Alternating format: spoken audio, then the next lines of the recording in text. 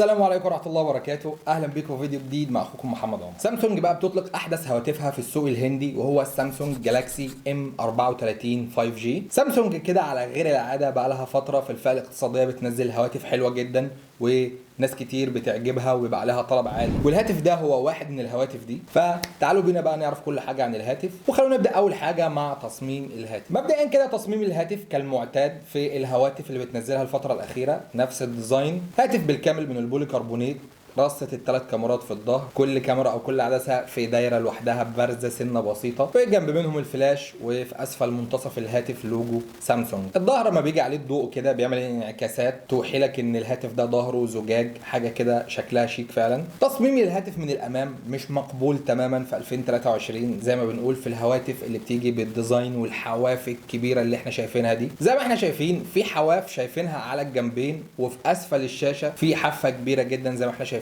وكمان معاك اليو دروب نوتش، مفيش هول بانش ولا الكلام ده، يعني التصميم تقليدي قديم جدا. فتصميم الهاتف من قدام لا يتناسب مع 2023، وحتى لو هو هاتف اقتصادي المفروض بقى يعملوا ريديزاين كده للهواتف الاقتصاديه، يعملوا اعاده تشكيل لشكل الهواتف عشان تبقى مقبوله في 2023. واللي ممكن يخليك تتنازل شويه عن شكل الديزاين هو الشاشه الموجوده في الهاتف. الشاشه هنا شاشه رائعه، شاشه سوبر اموليد، شاشه كبيره بحجم 6.5 انش بجوده فول اتش دي بلس بكثافه بكسلات 396 بكسل بير انش، وشده سطوع الشاشه دي بتوصل لحد 1000 نتس. هاتف في الفئه الاقتصاديه لحد 1000 نتس دي حاجه كويسه جدا.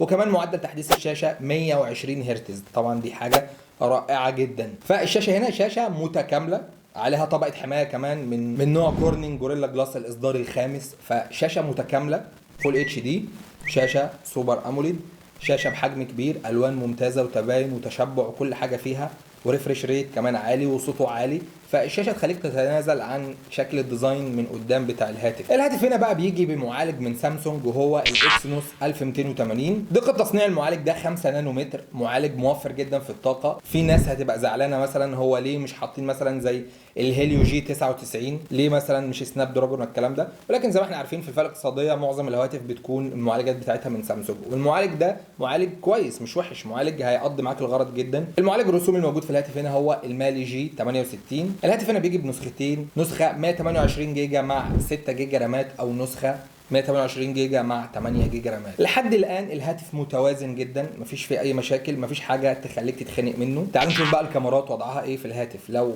نجح مع الكاميرات هيبقى الهاتف ده هاتف مثالي في الفئه الاقتصاديه. الكاميرا الاماميه هنا بتيجي بدقه 13 ميجا بكسل بفتحه عدسه f 2.0، بتصور فيديوهات 1080 بي 30 فريم في الثانيه، بتطلع اداء كويس جدا في ضوء النهار. والكاميرات الخلفيه زي ما احنا شايفين الهاتف بيجي بثلاث كاميرات في الظهر، كاميرا اساسيه بدقه 50 ميجا بكسل بفتحه عدسه f 1.8، والعدسه هنا فيها OIS مثبت بصري، والعدسه الثانيه 8 ميجا بكسل بفتحه عدسه f 2.2، ودي كاميرا الالترا وايد بتديك زاويه اوسع من الزاويه او من العدسه الاساسيه. والكاميرات الخلفيه دي يا جماعه بتصور فيديوهات 1080 بي 30 فريم في الثانيه. فاداء الكاميرات الخلفيه هنا هيكون مناسب جدا في الوضع العادي، وفي الفئه السعريه الموجود فيها الهاتف هتمشي معاك الدنيا، مفيش اي مشاكل، هتاخد صور رائعه جدا في ضوء النهار، مفيش فيها اي مشاكل.